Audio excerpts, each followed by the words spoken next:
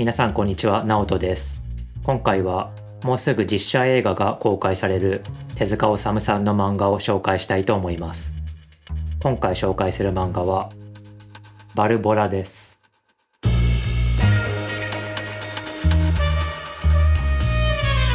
手塚治虫さんは漫画の神様と言われるほどすごい漫画家で、鉄腕アトムやブラックジャックなどたくさんの有名な漫画を生み出しています。このバルボラは1973年から74年にかけて連載していました。物語は著名な小説家ミクラと仕事もしないでブラブラしている謎の少女バルボラとの出会いから始まり、徐々に彼女の正体が明かされていくという話です。以前からバルボラは読みたかったんですが、今年の11月に実写映画が公開されるみたいなので、このタイミングで読んでみようと思いました。後書きによると、手塚さんはオッフェンバッハのオペラホフマン物語からインスピレーションを得て、このバルボラを書き始めたみたいなので、いつかそのオペラや映画も見てみたいなと思いました。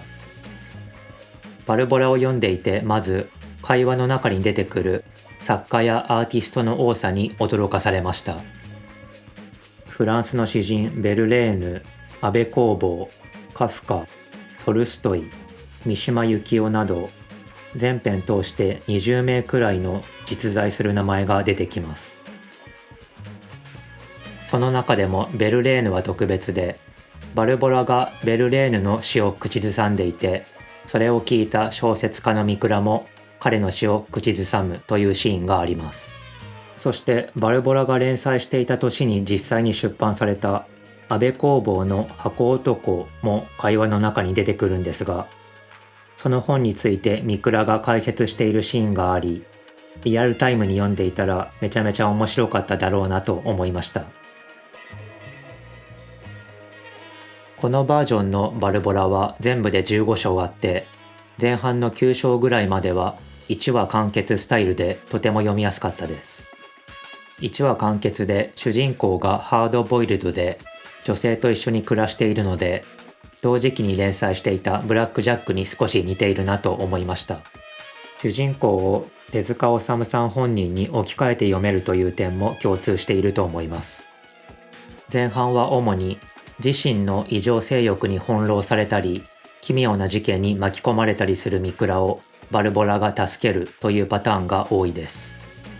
そしてそれぞれのエピソードにはもちろん手塚さん本人の主張やメッセージが散りばめられていると思います。これ、異常性欲が作家生活の支えになっているや、作品と僕とを混同しないでほしいなどのセリフからは、ミクラの体を使って手塚さんが喋っているような印象を受けました。また第6章の黒い破壊者では、芸術家や作家が政治運動をすることの是非を扱っています。タイトルに戒律を破る人という意味の破壊者を使っているので、そういう人たちを非難しているエピソードと言ってもいいかもしれません。個人的にはミクラが初恋の女性と船の上で偶然再会する話が好きです。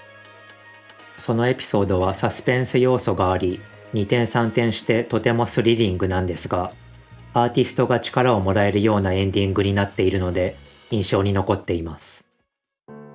後半は1話完結スタイルではなくなり、退廃的でバッドエンドに向かっていくような展開になります。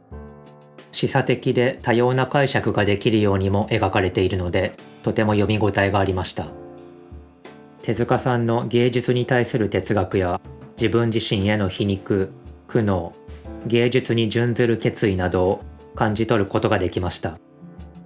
第10章のブードゥーからは、急にバルボラの妖艶さが増して芸術の女神や魔女のように描かれ始めるんですが、ミクラが出版社の社長と会話したことがきっかけでバルボラがいなくなってしまいます。これを深読みすると、作品をお金に換えることは芸術の女神を裏切ることという解釈もできるんじゃないかなと思いました。中盤になるとクライムサスペンスムービーみたいになり、シーンがどんどん変わってよりスリリングな展開になっていきます。下水道をさまよっているシーンでは塚本慎也監督のヘイズを思い出しましたし、トラックに運ばれて夜の街の明かりが見えてくるコマではジョン・ワッツ監督のコップカーのラストシーンを思い出しました。難解なストーリーをエンターテインメントとしてまとめ上げる手腕はやっぱりすごいなと思いました。もちろんストーリーだけでなく絵や小回り、演出方法も楽しめました。第9章狂気の世界の1コマ目はいきなりミクラの周りに目が大量発生していてシュールレアリスムの絵画のようでしたし、ミクラが精神病院の人と会話するシーンは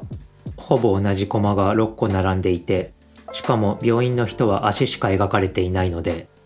他人を遮断して淡々と話しているミクラをとてもうまく表現しているなと思いました。あとミクラがあらすじを考えているシーンのそして彼はマリアの不良仲間に